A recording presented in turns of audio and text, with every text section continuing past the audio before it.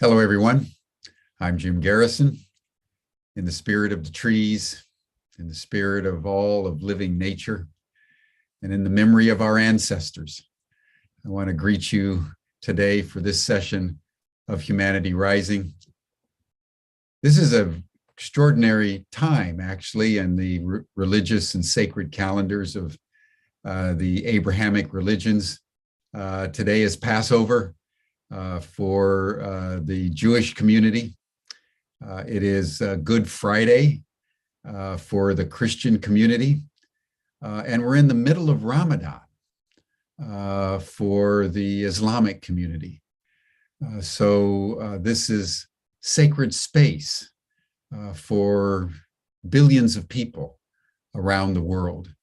And I want to just greet you all in that spirit.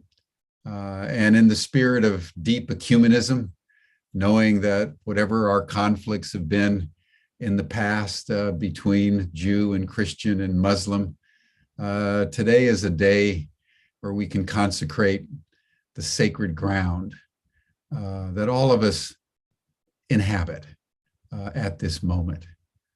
It reminds me of the image of Moses approaching the burning bush.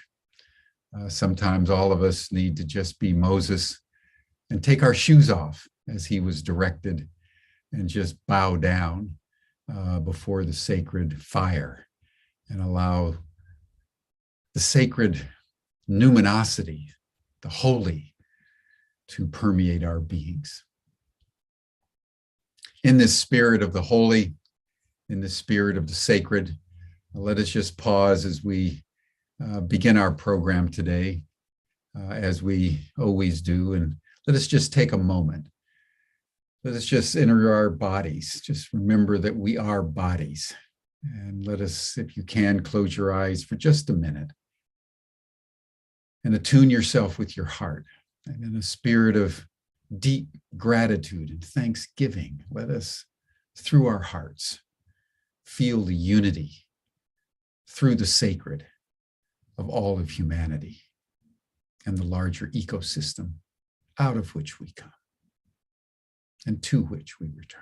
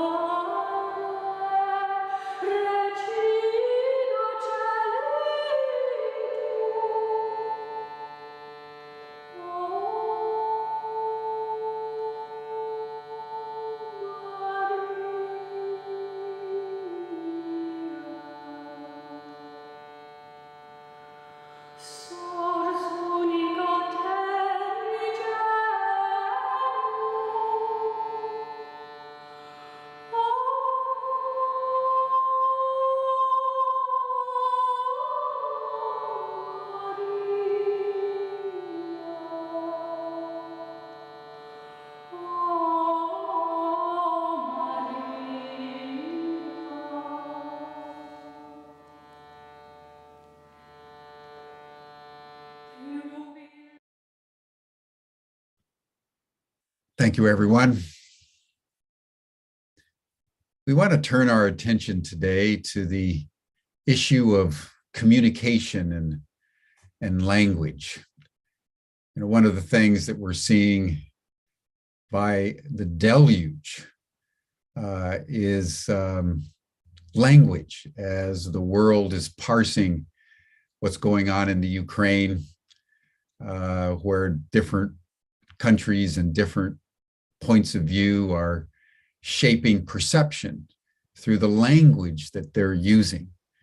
And there's charges and countercharges between the Western side and the Russian side, and the Chinese side about what's really going on. Is it genocide? Is it not genocide? Are there crimes against humanity? Are there not crimes against humanity?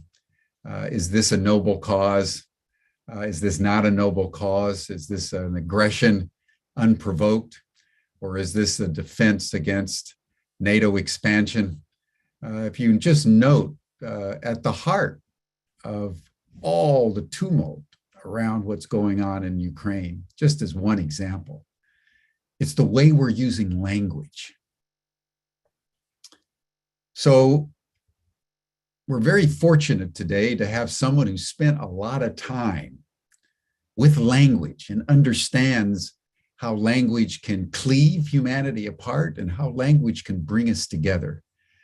So I want to introduce to you someone who was on a panel actually hosted by Peter Mary some time ago. And I was so struck by what he was saying that we've invited him back to Humanity Rising to do a whole program on communication. This is Jeff Dunne. He studied mechanical engineering for his BA, then went on to get a PhD in experimental physics at Purdue University. He then taught for a number of years and ended up at Johns Hopkins University doing research.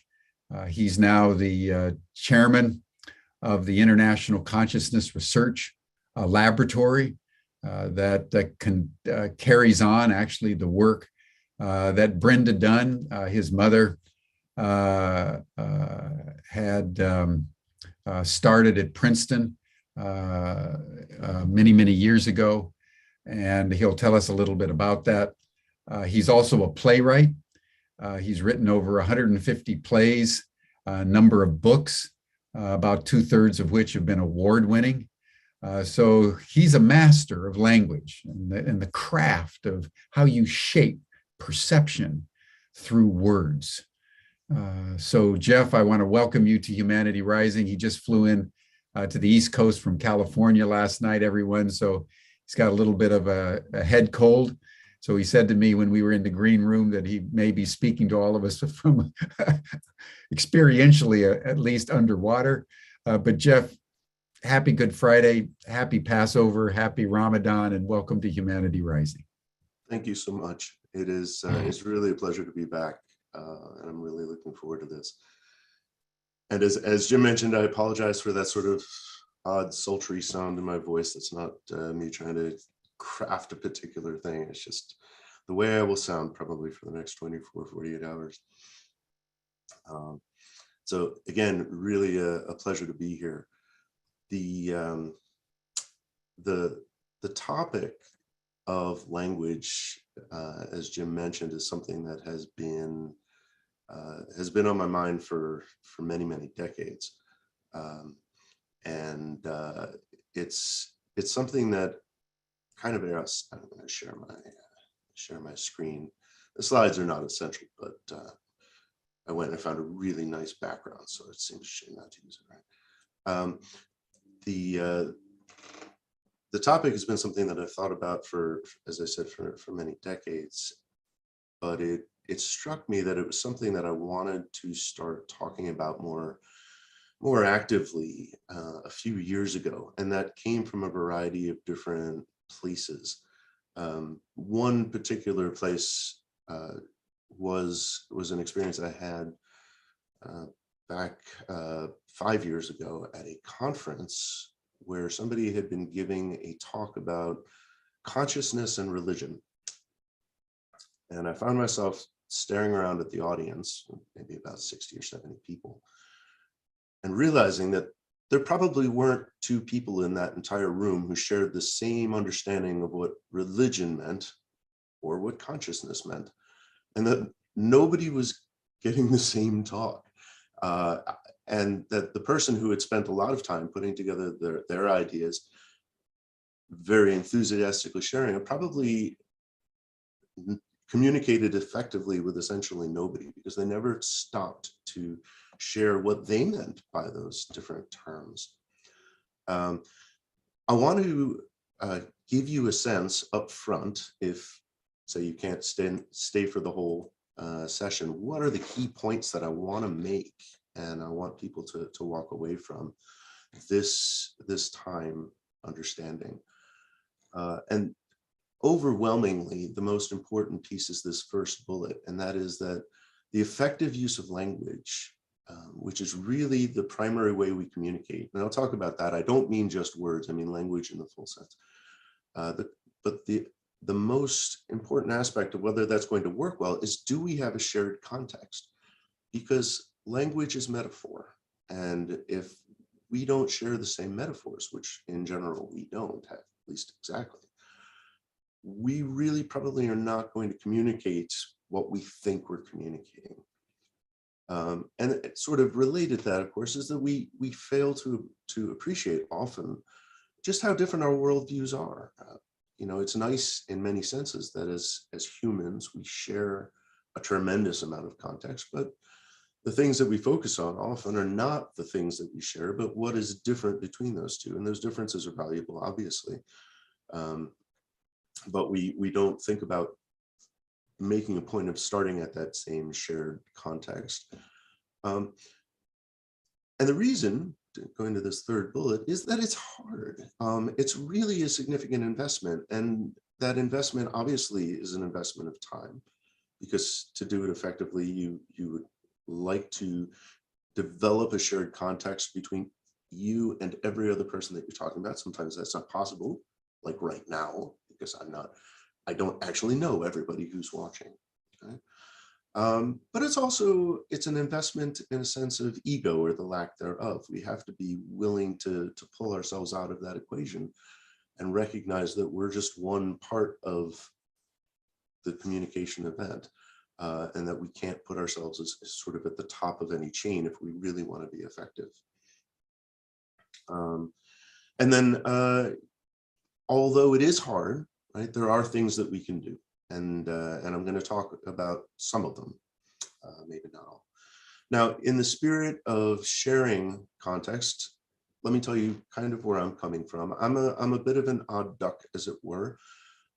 I have sort of two sides to myself. I have sort of the side that is the way that I naturally am, and that is I'm naturally inclined towards being a holistic thinker, being a humanist, being philosophical, that kind of feeling.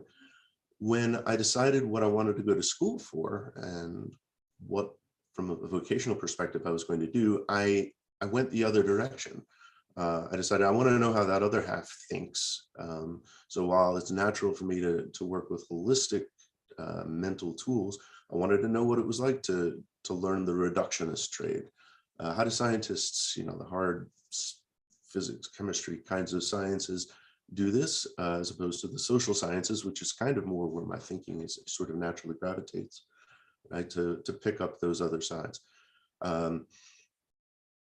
Jim mentioned my background a little bit. I am related to Brenda Dunne, who some of you will recognize the name as one of the pair of John and Dunn, who ran the Princeton Engineering Anomalies Research Laboratory. That's where I grew up. So if you're looking for an odd, strange childhood, I found it.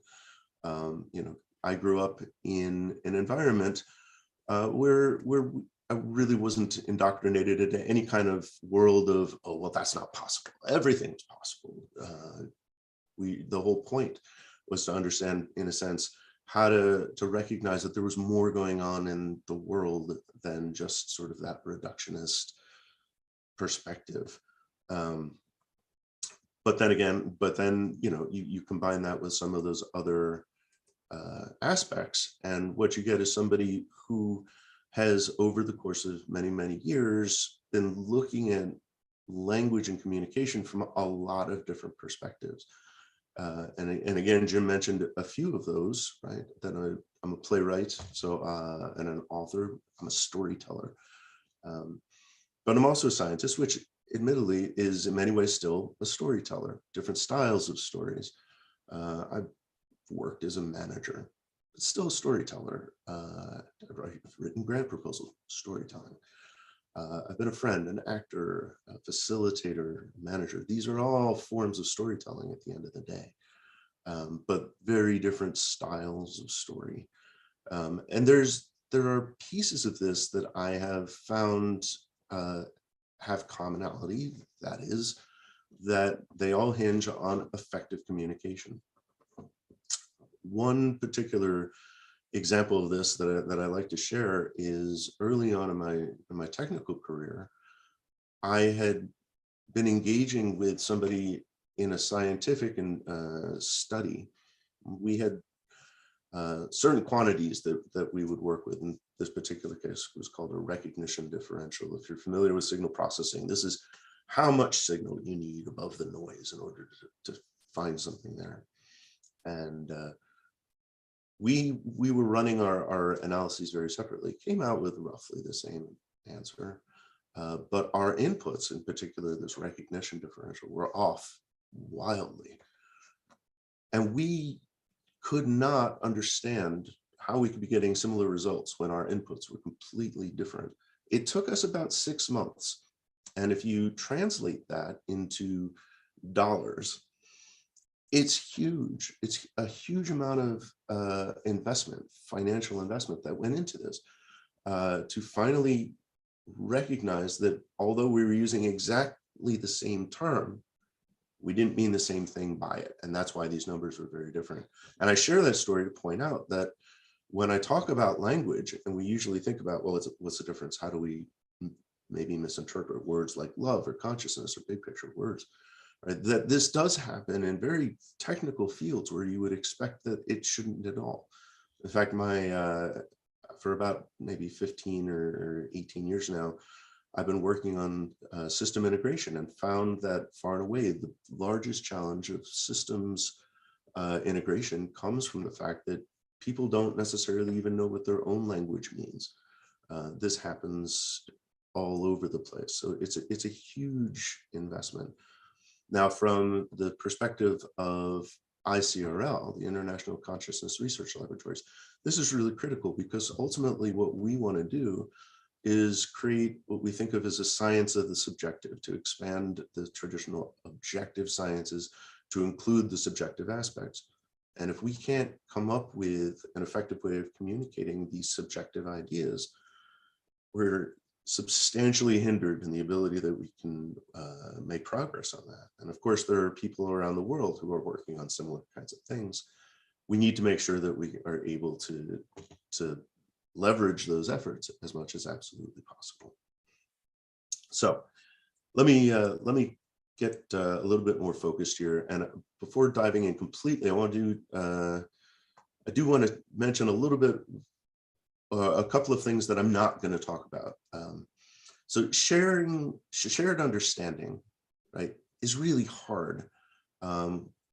People don't connect for a variety of reasons, and language is not the only one of them. And although I'm going to talk about language here, I don't want to give the impression that if only we could get the language right, then everything will be solved. But language is a big deal. And it's going to be a critical piece of making all of this happen, right? But sometimes we don't connect for other reasons. We don't, for example, share the same system of reasoning. Right? We think that somebody else is irrational. Well, that's not always the case, right? There are different systems of rationality, and sometimes even if somebody else does share the same system of rationality, they don't share the same foundational assumptions, the same foundational beliefs. But I think that in order to uncover those, right, it all really needs to start with understanding language and being as effective as we possibly can with it.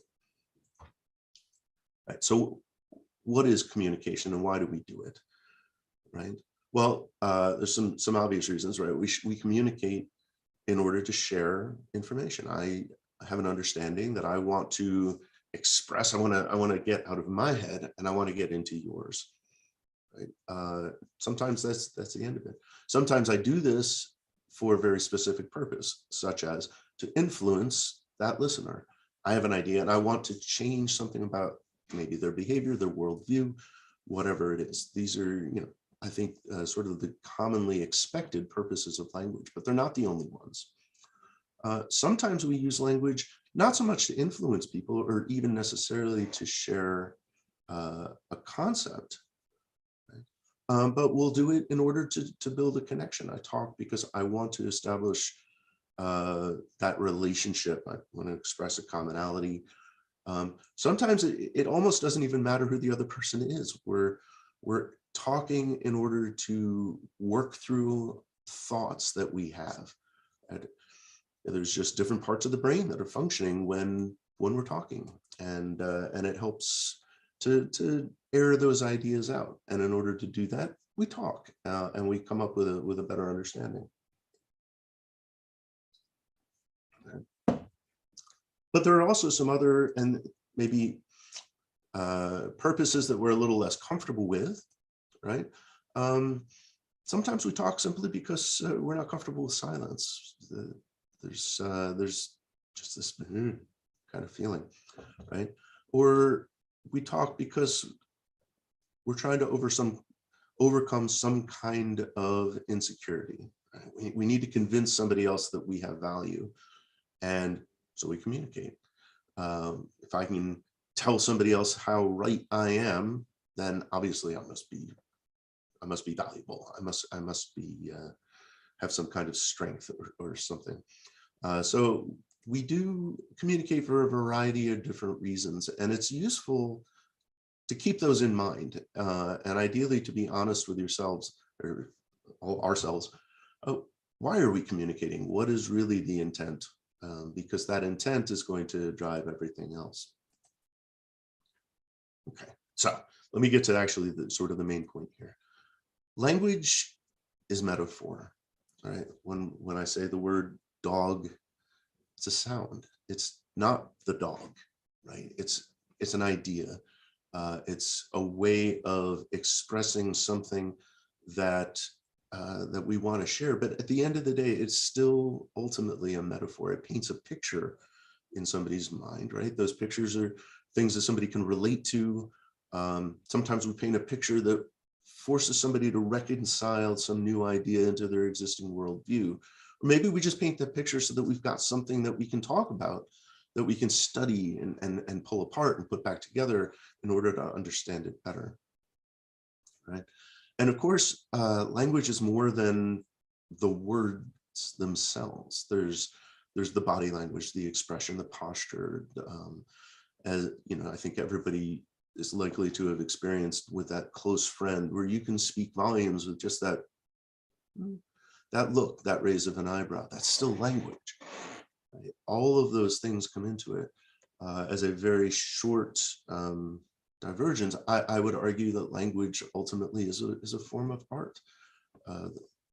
Obviously, you know, the art of poetry and what have you make that sort of clear, but it's, you know, how we express it isn't always just a matter of communication. It's about helping guide somebody through an emotional experience.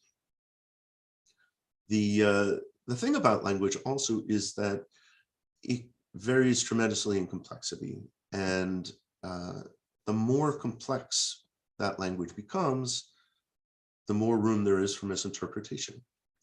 And typically, the more expectation there is that our language is getting us to a very precise interpretation, which is it typically, well, I shouldn't say typically, but often doesn't happen, right?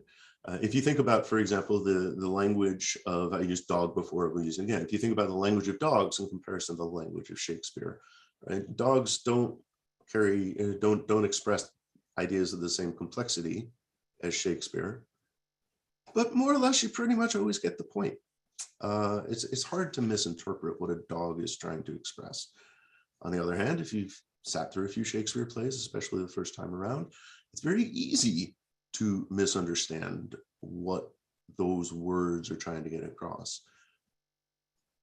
And then the other point is important, is that language at this stage for us as humans, right? It does more than move information around. It focuses our thinking, and in fact, it focuses, it informs it, and in many ways shapes our thinking. We think the way that we do because we're trained into the language that we use. Another story that I'd like to share is some years ago, I ran a workshop, and the intent of the workshop was to bring a lot of people together from various areas to come up with some shared understanding of words related to, in this particular case, it was sort of what we call planning. How do you plan for a particular series of events that are going to happen? You know, I've got an intent, I want to carry out some kind of mission. I want to plan for how I'm going to do that. How do I make all this happen? We brought people together for 5 days and said, we want to get all the ideas that are underlie this idea of planning in this sense. But I don't want to get hung up on the words because everybody's using different language for this. That's fine. And we spent the first 3 days laying out all those ideas and refusing to let anybody use any of the language that they normally did for it. And we came up with lots of ideas. And then on the 4th day, we said, all right, it's time to start using these new ideas. And we want to obviously be effective at this. We can't use paragraphs every time we describe it. So we're going to go back and we're going to assign certain words to different things. After 3 days of getting outside of the thinking of words, once we started to use those words, it took about 10 to 15 minutes before people had completely forgotten everything they did for the last 3 days and then immediately reformed to the words that they were using to begin with. 15 minutes, 3 days of investment completely gone in 15 minutes. It's really hard to change the language that we use. Unlearning something is far more difficult than learning it. And this is something that we need to keep in mind. Now, let me talk for a moment or two about what makes language really challenging here. Right. So when we use language, when we use words, we're, in some sense, they form something of a spotlight for us. They point towards a specific idea that we want them to use, right? So we'd say the word love. We have an idea, metaphorically speaking, we have an idea of what that means. And we're using that word and we're kind of hoping that somebody else's understanding of love points to roughly the same idea. And generally they do. And so there are some words that we use, love, consciousness, these sort of big picture words, right? Other words we use, they're very specific in their meaning, what I think of as sort of like tactical language, right? Rock, milk. There's not a lot of variability. Everybody, if you say milk, they know roughly what it is that you're talking about. Everybody's kind of in agreement on all of those sorts of things. Right? And the thought would be, well, move on to the next one, that we can narrow that spotlight by using very specific words, right? So rock maybe has certain width of that, but if I talk about shale, right now, that shale, that's really a finely focused point. Right? There's just not a lot of other stuff I could be talking about if I talk about shale. And we can further refine that down. This is the way we normally think about it. If we want to get a really precise meaning, right, we can use additional words. What does that really mean? Well, I'm going to shine more lights on it from different angles until I can get exactly the meaning of warm goat milk. Right? We know roughly what warm is. We know what goat is. We know what milk is. We point all these things in there, and we're going to fine tune exactly the meaning that we want. And in some cases, this works just fine, like warm goat milk. We can express something very, very precisely using that. The catch is we tend to fool ourselves into thinking that if it works in some cases, that it has to work in all cases. Particularly, we expect it to work in those cases that are most important to us and most challenging. And it doesn't, unfortunately, because what happens is that if you look at different people and the way that they understand these different words, there's variability in that. Alice's worldview, she takes this particular world, this particular word, pardon me, and it means a thing. And it's, think about it as you can see on the screen, is pointing to the right. It's highlighting this, and there's a certain breadth of different ideas that fall into that same word for it. But Bob's got a much narrower perspective on what a particular word means. right? And it points a little bit differently. It's narrower. Claire's got a different interpretation. Why? Well, she grew up in a different experience base than Bob and Alice did. And so adding more words sometimes isn't all that great, particularly if you think about a case where Doug has expressed something and Elaine has understood it a little bit differently. Right? And we think to ourselves, well, clearly what's necessary here is to just use more words to focus in. But if that next word shares a different perspective for those two different people, adding more language can actually confuse the matter more than it can help the matter. Right? Doug thinks he's focusing in on this particular idea, and Elaine's going, now I'm really lost. I thought I knew what you were talking about, but I'm not even close at this point. So it can be a challenge. Right? There are solutions, right? What can we do about it? There are approaches, there are ideal approaches that we can use, right? The ideal approach would be to put the time and the energy in to make sure that we're sharing that same context, that we've worked through this enough. If you've spent 15 years, or I shouldn't put a time on it because it's not so much about years as the quality of time one spends with somebody. But if you spend enough time with somebody, you gain that shared context. You begin to understand not just what the language means from your perspective, but what it means from their perspective.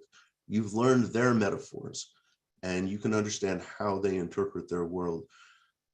That's the ideal, but it's not always practical. Right? We can't do that for everybody that we meet. I can't spend those 15 years getting to know somebody who I really only have 2 or 3 things to say to, and I'm never going to see them again. So it's not terribly practical. In this particular case, for example, where you're presenting an idea to people you've never met and maybe will never meet, right? There's really no way to come to that common context. Right. And when that's the case, right, there's still things that we can do. They're not as effective, but it's better than nothing. Now, a lot of this is going to look like advice that you might see advice that you might see if you took a course in effective communications, which if you think about it, kind of should, right? The ideas are certainly there. But I'm going to try to highlight a few things that are a little less typical or would get emphasized a little bit less in a class like that. The first thing is self-awareness, right? Do you know what is the point that you're actually trying to make? And surprisingly, that often doesn't happen, right? And I won't point to anybody else. I know it doesn't happen for me all the time. Somewhere in the back of my head or emotionally, I know that I'm trying to get something across, but I don't really know what it is. And naturally, that makes it much more challenging. If you don't know what you're trying to express, finding the ideal way of doing it is going to take a very long time. Iteration can be very useful, right? Getting feedback from somebody to understand, here, I just said this. Did you understand it the way that I understood it? Can you get that person to say back to you what it is that they understood and get that cycle going? That's ideal, right? And it leads you into discussions more than presentations, which if you can have a situation which allows that, is always a more effective way of going about it. But it takes time, right? Being deliberate is very critical, right? Being aware of not only what it is that you want to say, right, that self-awareness that I mentioned before, but understanding the circumstances in which you have to say it. How much time do you have? Can you afford to spend 10 minutes on this idea? Or do you have 30 seconds and that's going to be about it, right? And how much clarity is actually needed? If I tell somebody that I want to get an order of fries, I don't need a lot of clarity in the details of how that's all going to happen. Right? But if I really am trying to set the basis for a research program, I need a lot of clarity in those sorts of things. So how important is it to get there? Understanding your audience, right? In particularly how much your audience is invested. And if your audience really cares about what you're going to say, more time probably will pay off. If your audience doesn't really care, and that does happen, right? More time isn't going to help anything. More times it's going to probably bore the audience, and they're going to fade off, right? So you gotta understand where you're coming from, right? And what's their intent, right? Are they listening to you in order to understand what you're saying, which sometimes happens, or as sometimes also happens, maybe even more often, are they listening, but they're really just waiting for their turn to talk? And in those circumstances, the approach that one would take with language can be, or should be, very, very different. Right? And then there is a measure of the empathy, right, that's going to go into that, understanding what is going to resonate with that audience. How are they going to respond to a particular idea? Are they likely to be offended by a particular concept that you're going to share? Or is this something that they want to hear, or that you feel like they're going to find very fulfilling? That tells you quite a different set of approaches that you might want to take under that, right? Or even what style that might be, that speaking to them isn't the best way. It might be better to send an email, to put a recording, right? Some people respond differently to humor. Some topics work better expressed in humor than others do. And, oh, come on, let's switch here. Oh. Sorry, I've lost control over my slides. Try this again. There we go. Okay. One of those PowerPoint glitches. All right. A few other just quick thoughts to share, right? Realistic expectations. I mentioned before, it's very difficult for people to change the way they think. And so understand that effective communication is going to take time, and sometimes you can't afford to have that much time. Being patient, being practical is critical, because, as I mentioned, unlearning information is very hard. And you want to provide the right amount of information in the time that you've got. Communicating more doesn't always help, and potentially can lead to a lot of misunderstanding that's going to be hard to resolve later on. Conflict and avoiding conflict. People shut down their cognitive responses when they feel threatened, and that can be one of the largest problems that we'll face in trying to be effective in communication. Now, when I say avoid conflict, I don't mean don't disagree, but use techniques that build on commonality to explore differences, as opposed to focusing on differences and trying to determine a right and a wrong, or who's somebody at fault. Those kinds of ways of thinking about it. Using a diversity of approaches, right? Describe things in different ways, because different approaches will work better or worse for different people. And finally, when you can, make it in a two-way street. Engage with somebody, right? Ideally, when somebody understands the point that you're making, when you can get them to explain it back to you, right? And if you can, understanding what their context is and what their metaphors are, always try to use those.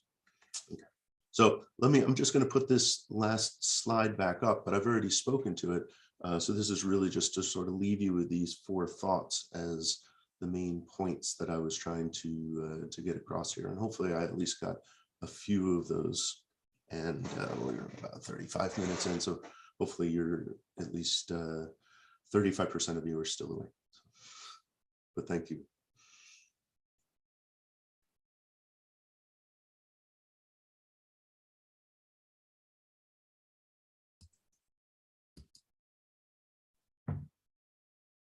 Thank you, Jeff.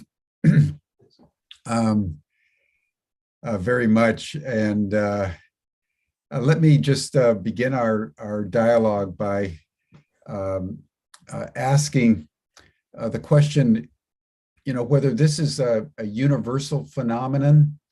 Are English speakers in America more prone to misunderstanding, but I don't know, Germans or Hindi speakers, because of the nature of their social unit, community, and the way language fits into their culture, are they less susceptible to the cleavage that you're referring to? What's been your experience about the diversity of languages in relationship to what you're saying? So my experience is that the variations are more in the style of what's likely to be miscommunicated, as opposed to the magnitude or the number of miscommunications, and how people focus on, for example, where they're willing to tolerate some vagueness. For example, I remember some years ago trying to learn Japanese and finding it a fascinating experience because of the difference in the way that they use tenses, particularly the future tense, which isn't quite really the same kind of future tense as English has, if at all. And the expectation on precision of language. And a friend of mine, a Japanese friend of mine, pointed this out in a beautiful way, which was that if you try to be very, very precise in Japanese, people kind of back off because they feel all of a sudden like they're talking to a lawyer. It's uncomfortable, right? Why are you being so exact? What are you planning? What are you expecting? What kind of argument are you setting up? What's your angle? Yeah. Where we, at least in my experience for native English speakers, that is much less of a likelihood that people will respond that way. They're probably more like, okay, this is obviously very important to you, and you're trying to be very precise about it. Some people will react differently. So I don't think it's so much that different languages will have more or less miscommunication as a result of that.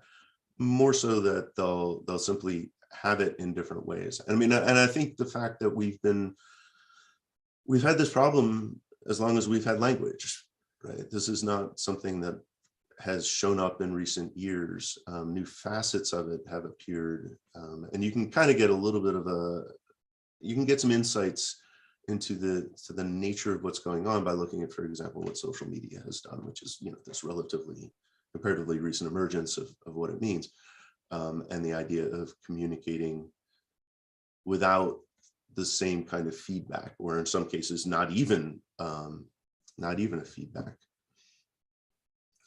where it's just transmit only. Yeah. Did that answer your question? Or? No, yeah. Well, I think language is a very complex phenomenon, and the way it's used, I think, differs from culture to culture.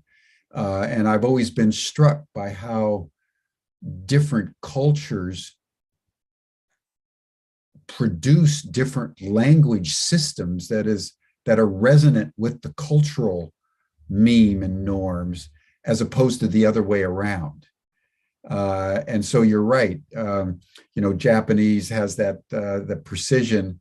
Hebrew, for example, is a sacred language where every consonant and everything in the Torah is all intricately bound between the human realms and the divine realms, so that there's a certain notion of the sacredness of the language. And that's an example of where language and culture, ethnicity, can sometimes be very bound up together. So I guess the general point I'm making is that language is embedded in culture, and therefore is shaped by culture, and then reinforces culture. Right. Yeah, and that's very much what I was trying to get at when I talked about how it shapes thinking. Yeah. That it does. It becomes increasingly difficult if you want to have an idea that is pretty far outside the usual box. It's often very difficult to make that happen when the language doesn't support the idea. And I'll give you one example of this that that I've been fighting with for many, many years, and that is time and space, time particularly. So, for example, you know, one of the discoveries that that Pear found was that if you're going to influence a device, you can do that now, but it doesn't have to be now. I can do the same kind of interaction before and have that effect take place in the future, or I can do it from the future and have the effect take place in the past, right? So, and this is if at this point, the idea that time and space are a little bit mutable that way is finding its way into mainstream physics and everything else. So it's kind of like people don't just go when you talk about that.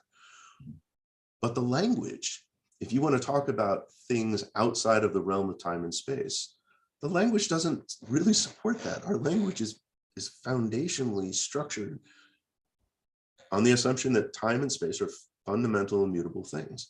And it's very difficult to have a conversation about it that doesn't get sort of that run up against the guardrails of language, if you will. Yeah, yeah. You know, Richard Page is just bringing in something I think important too in the chat. He says in Sanskrit, the bij, if that may not be the right pronunciation, the seed mantra is the vibratory sound for each physical appearance in each new moment. And I think that's another aspect of language, that the different sounds emit sort of vibratory frequencies that activate in consciousness and in the physical realm different manifestations. You know, one thinks of magic, you know, like in Lord of the Rings when Gandalf was trying to open that door before the mountains of Moria, and he couldn't get the mantra right. He couldn't get the sound right, and it was the Frodo inadvertently in his innocence that came up with the right sound. And then once Gandalf could make the right sound, the door opened and the adventure continues. So that's another aspect about language, is the way sound frequencies are resonant with certain, like Ma. Almost everywhere in the world, Ma is associated with the mother. You know why?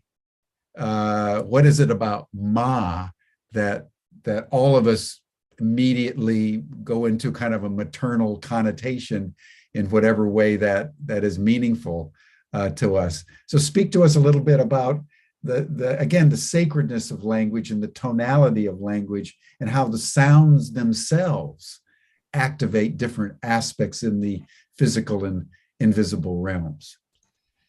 I mean, I think there's really a couple of pieces that are sort of buried in there.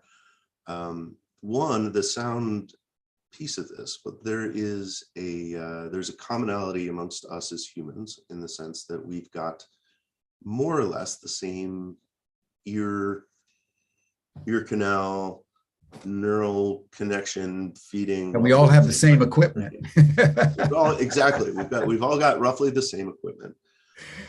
And so, you know, different sounds are going to have at least a similar effect.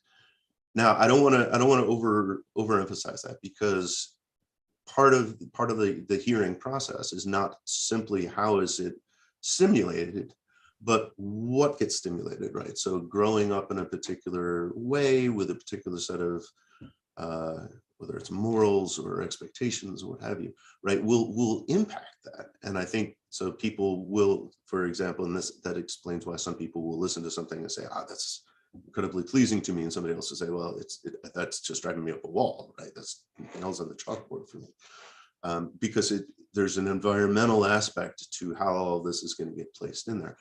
But if we've got this commonality, it's not at all surprising that there's going to be some common sounds that are going to arise. And for example, also common sounds that are going to come about because we've got the roughly same sound emitting equipment as well, right? Ma is a pretty intuitive sound to make at an early stage, as opposed to, which is probably considerably less common to just show up out of nowhere. So we're going to resonate with those as well. And then how those languages are ultimately tying into sort of the, I hate to say higher, but it's just the way I think about it, sort of the higher level thinking, the mystical and so forth. Mm-hmm. How does that make a connection? I think the cultures that that have put more emphasis on the mystical, on the interconnectivity of people and so forth, are likely to have language that reflects that, because it's important to them to be able to do that. I remember, as a personal experience of mine, the distinctions that come about. When I was in high school, myself and a friend of mine got a hold of, speaking of Tolkien, a book that outlined the various languages that Tolkien had put together. And we decided that we're going to teach ourselves one of the Elven languages. He was a master at that. Oh my goodness, he was incredible. What I like just unbelievable mind. Couldn't, yeah. So we learned it, and it was a lot of fun. And unfortunately, as a kid in high school, you can only go so far saying things like orc and gold and sword. Like, the language that he developed was developed for those books. It wasn't developed for a high school kid in the 1980s. Yeah. So what we did is we said, well, we're gonna expand it. And at first we just sort of made up random sounds, and it was a little unsatisfying. We said, well, all right, we're gonna develop. We'll use some base for it. Well, Latin seemed like a pretty good choice, right? Latin's been the base of a lot of languages, so we started to develop new words out of Latin. And eventually we realized all we were doing is developing another Latin-based language. It wasn't really terribly interesting. And then ultimately what we did is we said, all right, let's back up. Let's do what I think is the right thing to do. We felt was the right thing to do. And we laid out maybe 35, 40 different root concepts that we felt were really important. Concepts such as love and magic and concreteness and temporal things and so forth, and we use those as roots and develop the words out of that. And what was really interesting about this was the feeling of this language completely changed. It changed how you felt speaking the language in those various ways. That random distribution, which just didn't leave you feeling like you were really truly talking in a language, you were just talking in code, versus on the other extreme, this language that was based in these foundational principles, which left you feeling like you were somehow connecting in some small way with them, and it changed the experience of the language. Yeah. So I would imagine, working that backwards, if you're growing up in a culture that's got a greater emphasis on, spirituality or religion or interconnectedness, or however you want to describe it. It doesn't surprise me at all that that's going to form that language, and the language is going to then reiterate and reinforce those concepts. Yeah. Well, Michelle Blair is coming in with a very incisive question here. She's, to your point, she's saying that the English language is based on noun, objective, measurement, time, whereas indigenous languages are based more on a process that's relational and space-bound. And she's wondering if learning an indigenous language would help the modern mind shift to a more creative, I would say, organic, relational way of being. So I would say, that's what you were experiencing. Yeah. And I bet you, as you made up your language, your consciousness shifted. So I don't know any indigenous languages, but I kind of want to learn one now. We all should. We all should. So I can't say one way or the other from firsthand experience, but following the logic of it, I would absolutely believe that. And the different ways of viewing the world, the more you can get the better off you are.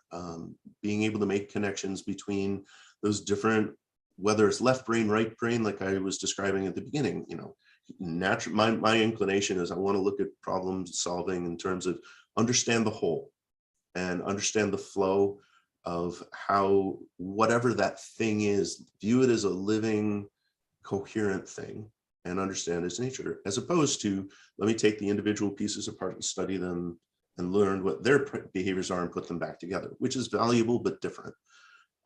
And I think investing yourself in learning a language that, for example, views the world much more as a question of processes or events as opposed to objects would make a big difference.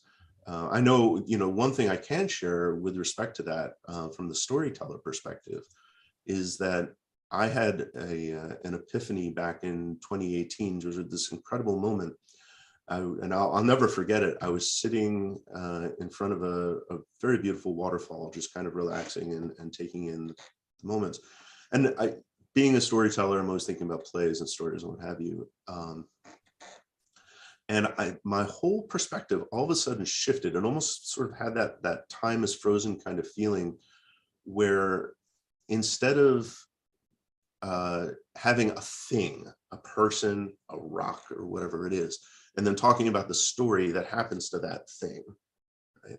All of a sudden, just for that moment, my whole everything kind of like turned 90 degrees on me. And I had this experience of the world of the universe being this fabric of interwoven stories.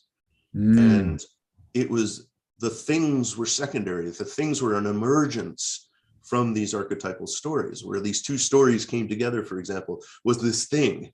And, you could still talk about the person or the rock, but it was here. It was really, the relevance of it was not in its rockness or personness. It was in that it was the intersection of the stories that came together.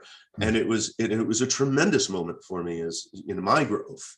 And I think in some sense, that's kind of what the comment was getting at, that, when you are able to start looking at the world from this different way of viewing it, right? It's not about objects, it's about processes. Or it's about relationships, it's the connecting, whatever it is. That's going to open up your mind to all kinds of new ways of looking at it and help you understand. And now going back to the sort of the main point of this talk, help you get into the context of that other person a little bit more easily, because you can, you've got more tools in your tool belt. Yeah. Beautifully put, Jeff.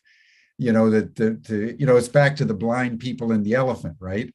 That we're all viewing the world from different points of view. And even if you're standing side by side and you see an accident, what each person will report to the police will be different.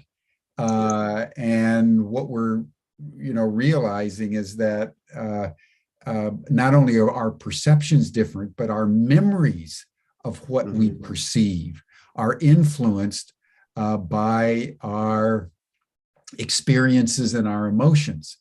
And I want to segue to your point that happened in terms of the Princeton research, that you could have this random generator and you could influence it both from the past, but also from the future.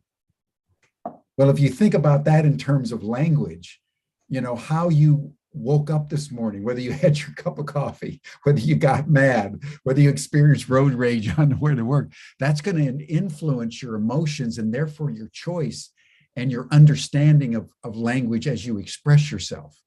So this notion that you're bringing in about processes, that everything is relational, not only time, past, present, future are relational back and forth, but space is also relational, and in your interiority influences it. So when you start to speak a sound, to think about how you're expressing yourself, you're interacting with everybody else who's going through different processes, all using the same equipment, and then going to war because they disagree. Right. perhaps not even realizing that we may not have disagreed, but we only thought we disagreed. Yeah. I find it, the process of perception and how all of this plays itself out is absolutely amazing. It's just mind-boggling in many ways. One, realizing that our perceptions of things are based so much on our expectations and the construct we have. For example, our eyes, right?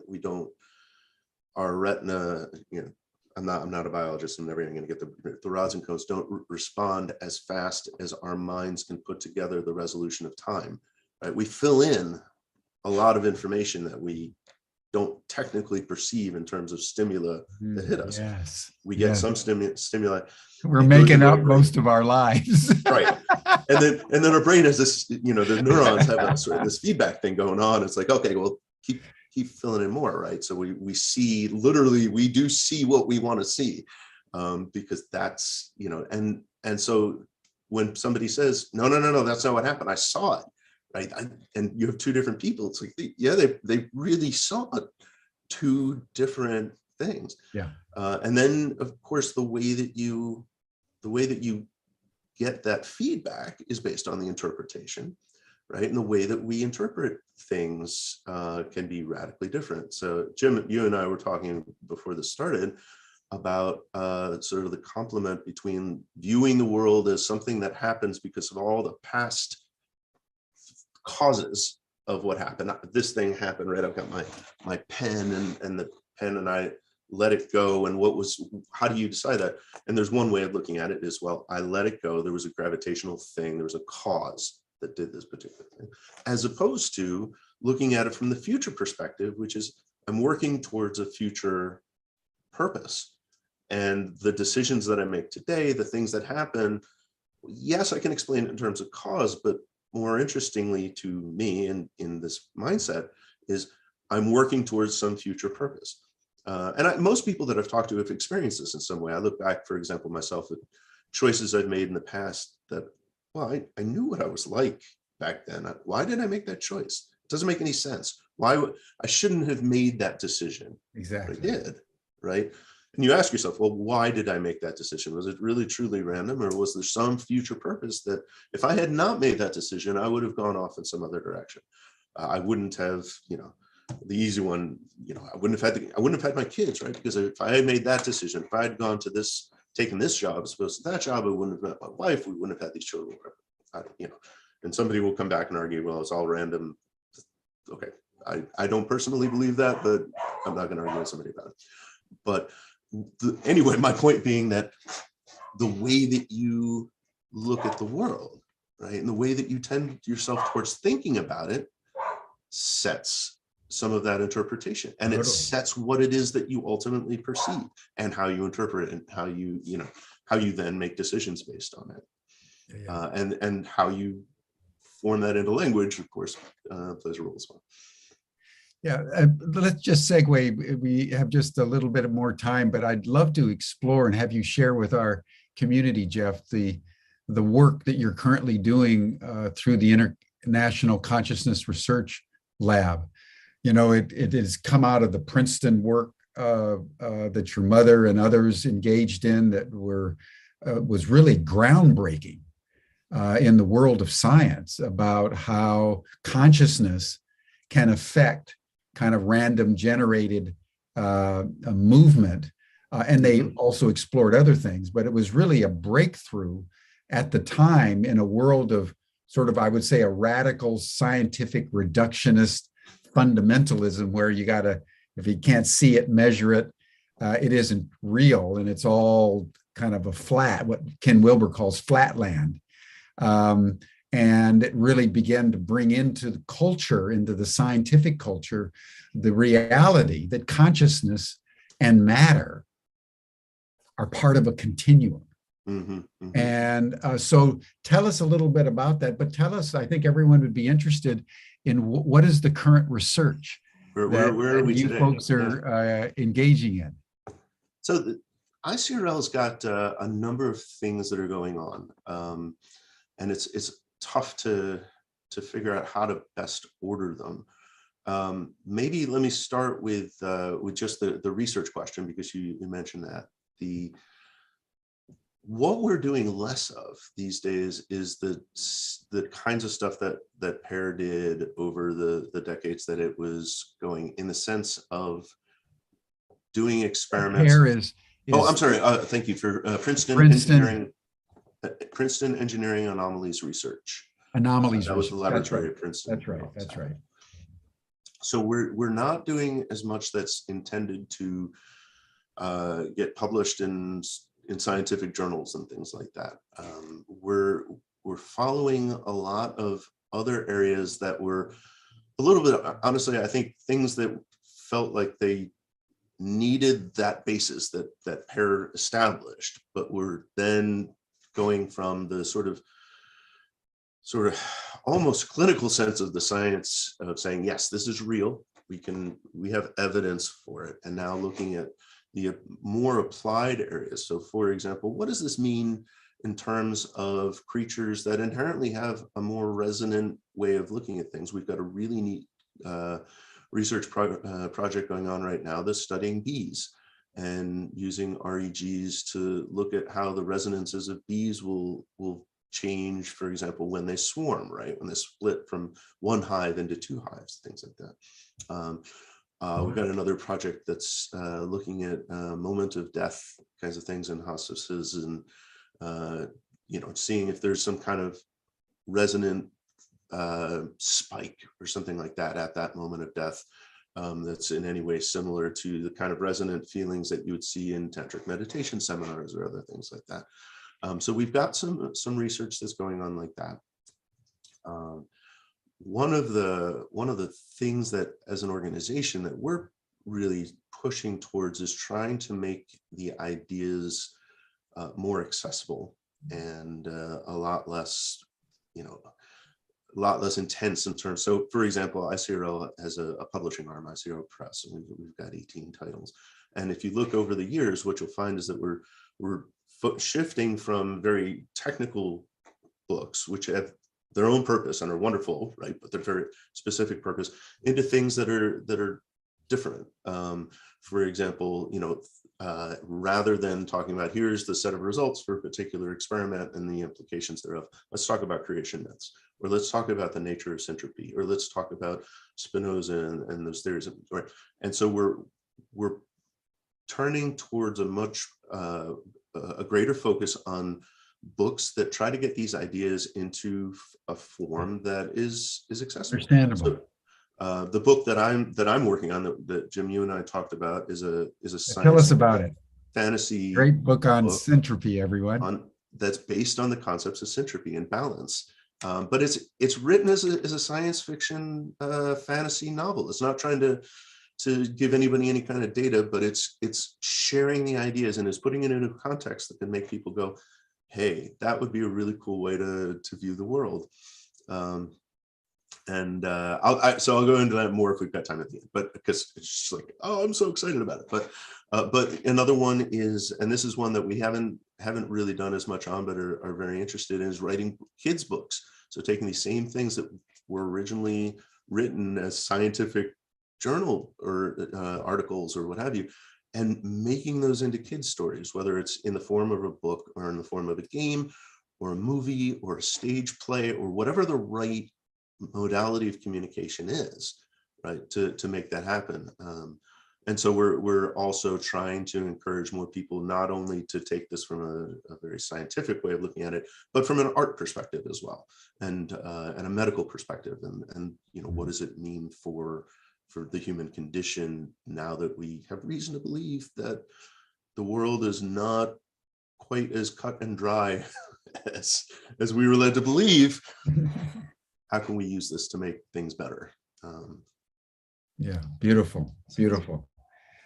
Just take, as we close, Jeff, I think people would be interested in sort of the plot of your new book, because I think it brings together language, it brings together consciousness, it brings together the dualities between the patriarchy and matriarchy. So just give us a little preview of your forthcoming, and remembering everyone that this man has written over 150 plays, books, scripts, 2/3 of which have been award-winning. So this is not an insignificant contribution to human creativity that we're listening to today. So I just take 3 or 4 minutes and just lay out the plot of this new book.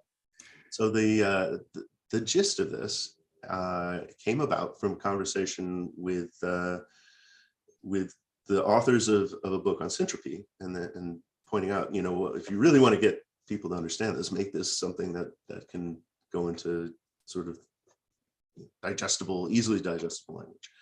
And the core of the story is about balance, and the fact, and sort of implied under that one of the reasons that we're facing the issues that we are is because we're radically out of balance. We're very yang focused. Totally. We don't tend to have a lot of respect for yin and so forth. And the gist of this story is that some 13,000 years ago, which is about half of a precession of the equinoxes, there was a common world that split into two. Ours is one of those, and it's got this very yang perspective. It's a patriarchy. It's focused on entropy, almost to the exclusion of anything else.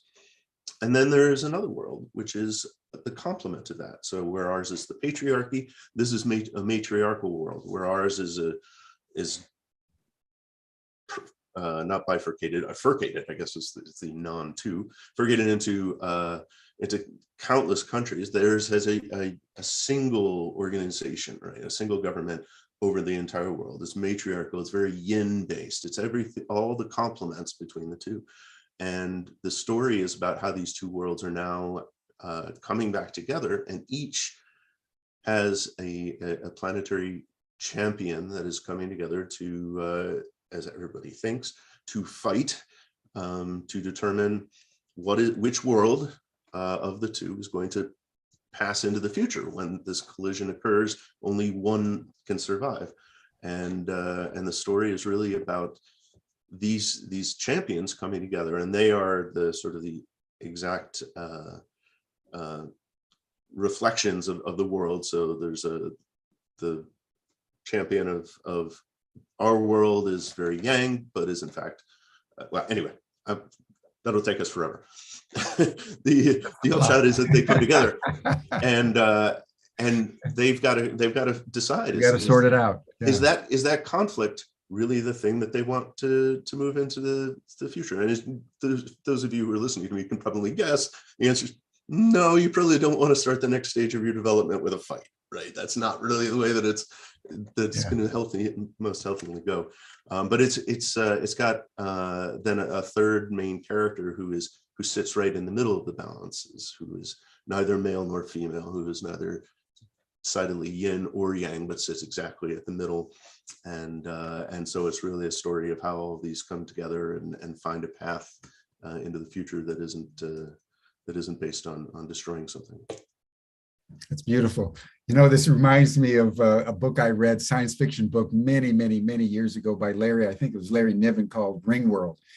And he was playing with some of these issues, and they came upon a world where that was very matriarchal, feminine. And when they came upon people that were in an altercation or they were fighting, instead of punishing them and putting them into prison, they had this little zap gun or whatever it is, and they would induce orgasm because they'd realize that what the person needed was just simply to relax. And I've always been struck by that this patriarchal and matriarchal view of the world is really important to bring together. And so if you can lay that out in a sci-fi novel, Jeff, this is just what the world needs right now, is a whole different way of understanding who we are and the complementarity between the bifurcated halves of who we are into a higher order synthesis, which will transform the language that we use to describe reality. Yeah. And developing the respect for those differences, right? That differences are an opportunity to become more than what you are right now, and changing that mindset so that we're able to take advantage of them, as opposed to Yeah. trying to shove them under the rug or what have you. Yeah. Make love, not war. Yeah. So thank you so much, Jeff. This has been marvelous. Thank you for your fortitude, even though you've had a head cold due to your flight last night. I really appreciate it. Would love to have you back. So thank you, everyone, for joining us today. Again, a happy Good Friday, happy Passover, happy Ramadan. And remember that Jupiter and Neptune are conjunct in the sky. So it's a particularly fertile, abundant, expansive, exultant, audacious moment in our world today. Some astrologers are saying that this period now is the most potentiated time in all of 2022. So enjoy it, be well, use your language wisely, and love one another. Just love one another at this time. That does it for us. Those of you who are interested can join the after chat session. Jeff is going to join if you want a deeper conversation with him. And we'll see you all on Monday for another session of Humanity Rising. Thanks, everyone. Bye for now. Thank you, Jeff. Thank you.